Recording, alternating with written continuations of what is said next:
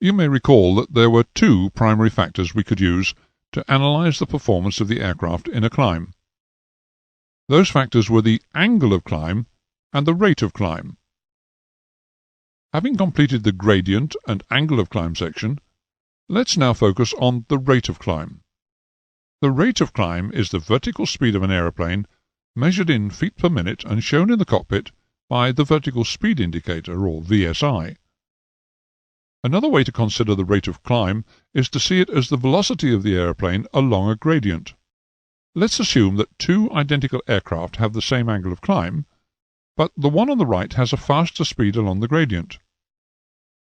Notice that over a given time, the aeroplane on the right climbs through a higher vertical distance than the aeroplane on the left.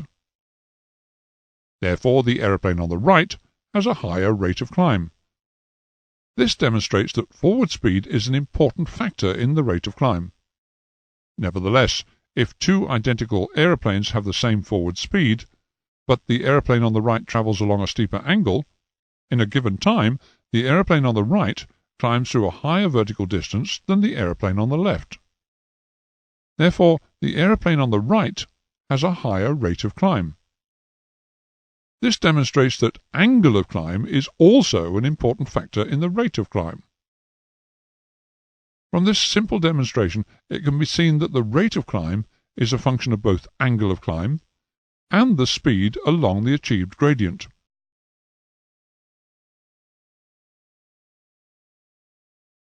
Let's return to the formula for the gradient of climb, which is shown here. The gradient is given by the formula thrust available minus thrust required divided by weight. All that is needed now is to add the velocity function, as is shown here.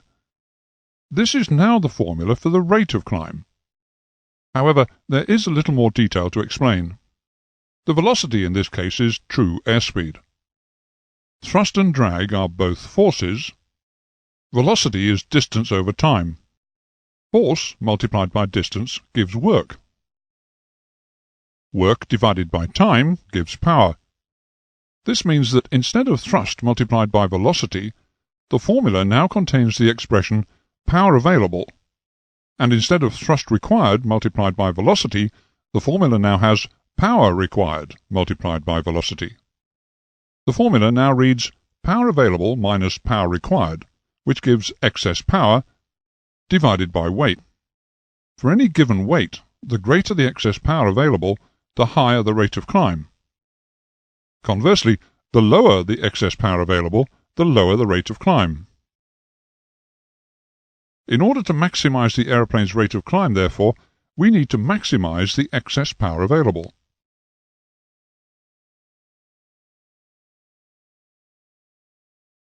Shown here is a graph of power available and power required for a typical jet aeroplane. In order to provide a benchmark for the next part of the lesson, it's necessary to locate the three reference speeds we mentioned earlier in the lesson. The speed found at the bottom of the power required curve, shown here, is called the velocity for minimum power, or VMP. There was another speed, slightly faster than VMP, called VMD. This speed is the velocity for minimum drag, and it's found at the tangent to the power required curve. Lastly, the highest of the performance reference speeds is 1.32 VMD, which is located at a point beyond VMD. Having analyzed the reference speeds, the object now is to locate where excess power available is maximum. The area between the two curves represents the area of excess power. The greatest amount of excess power available will be found where the distance between the curves is at a maximum, as shown here on the graph. Notice that it occurs at this speed.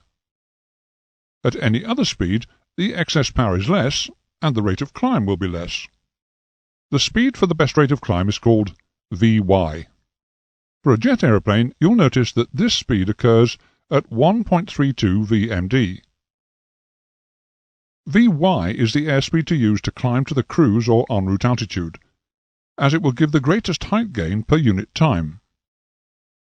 For a typical 737-400, this speed is about 275 knots, and is usually published in the aeroplane flight manual as an indicated airspeed.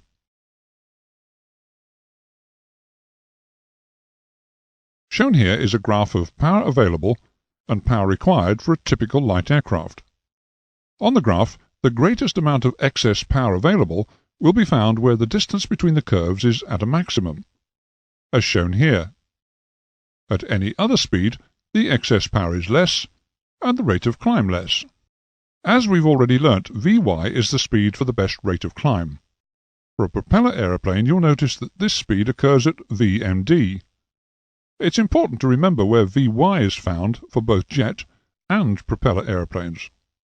For example, looking at the graph, it can be seen that if a propeller aeroplane were climbing at a speed equal to Vmp, and then selected a slightly higher speed, the excess power would increase, and the rate of climb would increase.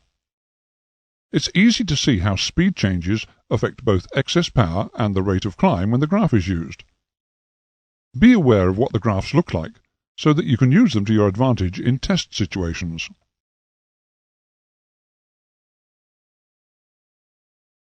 Let's now examine what factors can influence the rate of climb. The first of these factors is aeroplane weight. You'll recall that an increase in weight creates more weight-apparent drag, which reduces the angle of climb. For any given airspeed, if the angle of climb reduces, then so will the rate of climb, because they are both fundamentally linked. Weight has a further effect, though, that we've already talked about. An increase in weight will require an increase in lift. Increasing lift increases induced drag, which causes the drag curve to move up and to the right. The power required curve, shown in red, is actually based upon drag. Power required is drag multiplied by velocity. So, if the drag curve moves up and to the right, so will the power required curve. This results in less excess power available, and therefore a decrease in the rate of climb. The power graphs for both jet and propeller demonstrate this. However, it's important to see that the speed for maximum excess power available is no longer what it was. It's now higher. So, with higher weight, the rate of climb is decreased, but Vy is increased.